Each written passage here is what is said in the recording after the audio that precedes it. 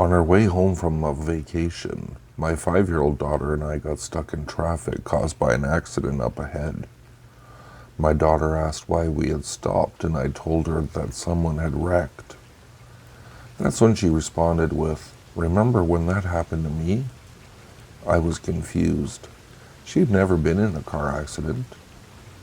I laughed, thinking she was playing pretend or something, and asked her what she was talking about. "Don't you remember? We was going to the store, and then we hit something, and then the glass cut me and it hurt so bad, and I was so scared at first. I thought I was dying, but Daddy kept saying I would be okay, and I knew he wouldn't lie." I just stared at her for a minute, not sure what to say. For one thing, the whole thing was crazy. I had never been in an accident, neither had my daughter. And the other thing was, she didn't have a daddy. I mean, of course, she had a father, but he wasn't part of the picture. Never had been. So where was she getting this from? Traffic cleared and we continued on our way home, and it slipped my mind. A few weeks later, while on the phone with my mom, I remembered it and told her about it. After a pause, my mom told me that she was just about 3 years old, and there'd been an accident, and that her older sister, who was 5 at the time, had been killed when a piece of glass from the windshield had somehow slit her throat. It was such a tragedy that for the most part her family tried to pretend it didn't happen, getting rid of everything that reminded them of her sister and never mentioning it is why I never even knew about it. My mom said she could barely remember the accident itself, since she was so young, but she said she'd never forget her dad crying as he held her sister in his arms and repeated over and over again, "You'll be okay, you'll be okay, you'll be okay." I felt chills run down my spine as I wondered how my daughter could have possibly known that.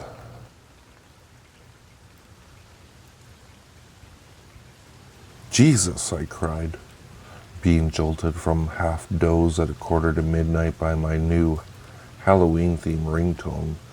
Didn't do wonders for my heart rate, especially since I'd momentarily forgot I changed the tone at all that day. Took me a while to find my phone stuck down the side of the armchair I was sitting in, not helped by the fact that the only light in the sitting room was static from the widescreen TV. Unknown number. I answered it. There was no one there, but of course. To be honest, I was expecting heavy breathing on the other end, and I was still a little freaked out, but there was no noise at all. I hung up, took a deep breath, and frowned. Maybe I just pocket-dialed myself. My old iPhone could make a fake self-call designed to create a diversion. So if I was having a boring conversation with somebody, I could pretend Mom was calling me or something, although I wasn't familiar at all with this new piece of crap. Dad bought it from a gas station for $20 a few days ago.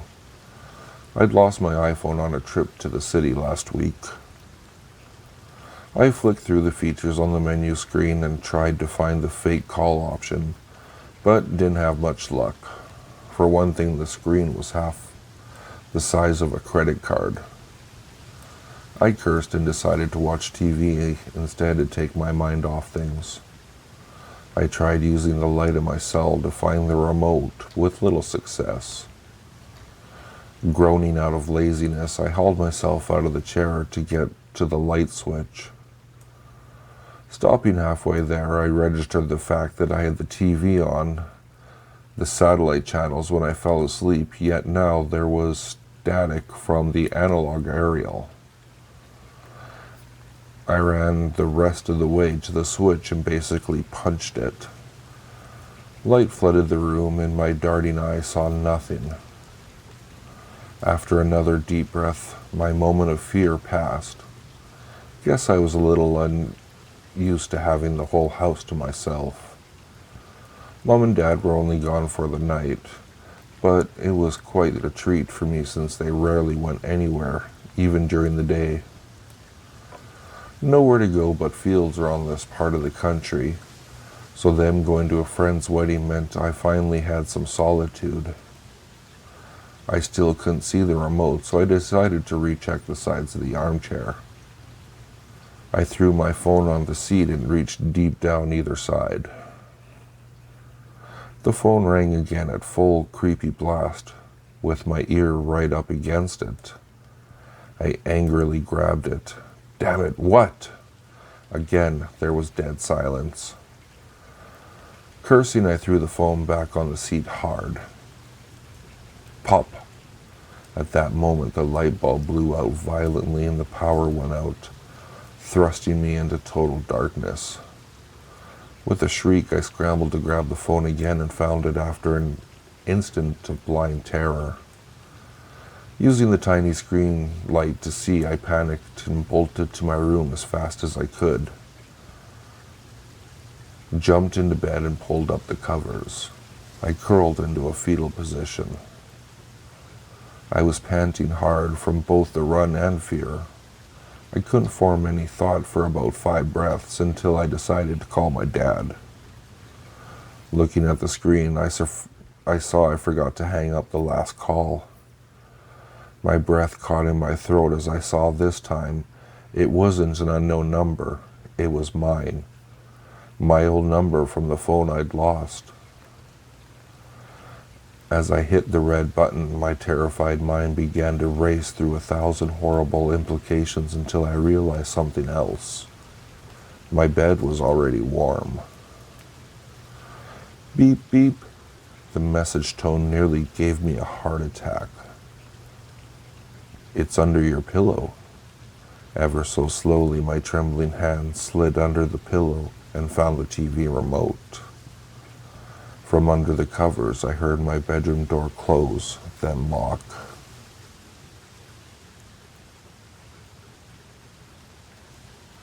There was a very famous author named David who had written quite a few best-selling horror novels. All the literary critics praised his talent for plot twists and surprise endings. He received a large amount of fan mail every day, and some budding authors even sent him manuscripts in the hopes that he would help them get their works published. While David took pleasure responding to the letters from his fans, he took even more pleasure in stealing the ideas of amateur writers. If he came across a manuscript with a great idea for a scary story, he would use it in one of his own books and deny the author any credit. Then, in order to hide his theft, he pulled some strings with his friends in the publishing industry to make sure that the original author never got anything published in the future.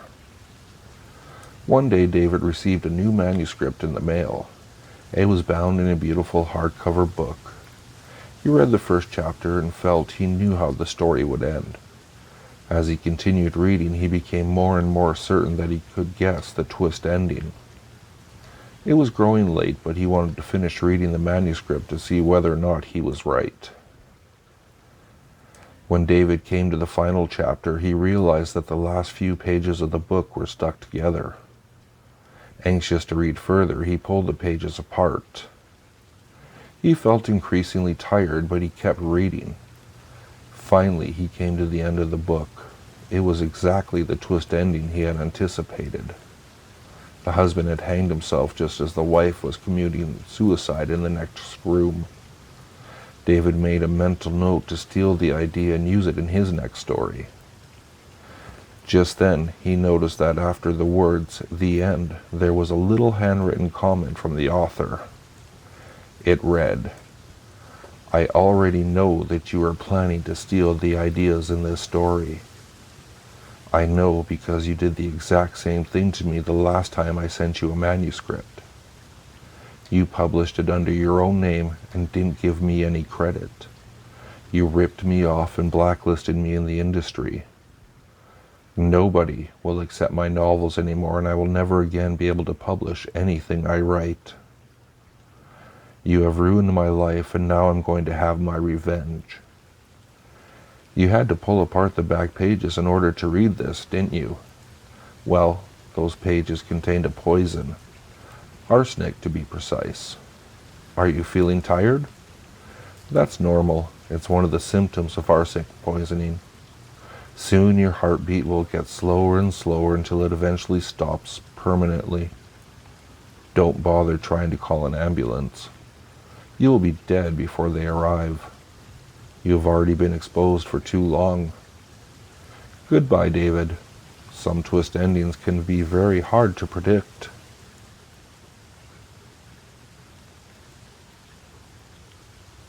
If you like what you heard, please like, subscribe, and share with your friends. If you'd like to, you can follow me at Twitter. The handle is @FuzzyPantaloons, and I'll see you all next time.